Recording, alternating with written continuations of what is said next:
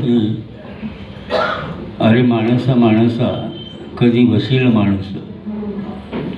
आपण पण सगळ्या भूमिका आयुष्यात निभावतो.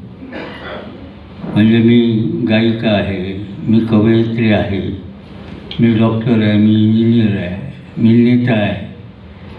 आणि आयुष्याच्या संध्याकाळी कळतं की आपण सगळ्या भूमिका निभावल्या.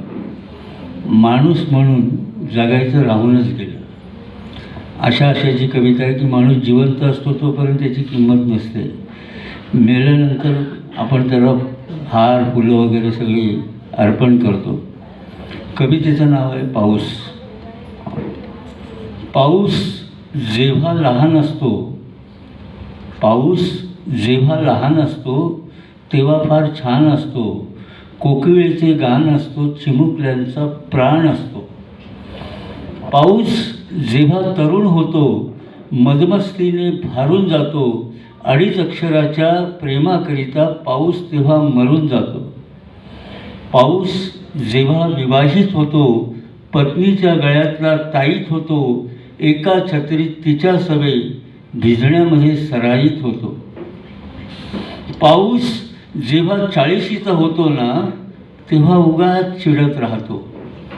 पाऊस जेव्हा 40शीचा होतो ना, तेव्हा उगाच चिडत राहतो. चिंता विचार काळजीने रीप रीप पडत राहतो. पाऊस जेव्हा म्हातारा होतो, काठी टेकत बसून उठतो.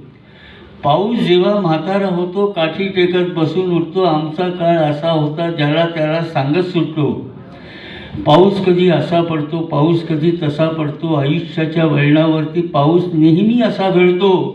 पाऊस फक्त पाऊस आहे, असं कधीच घडत नाही. पाऊस कधीच पावसासारखा पाऊस होऊन पडत नाही. पाऊस जेव्हा पाऊस होऊ पाहतो ना, पाऊस जेव्हा पाऊस होऊ पाहतो ना, तेव्हा पाऊस संपून जातो. पाऊस जेव्हा पाऊस होऊ पाहतो ना, तेव्हा पाऊस संपून जातो.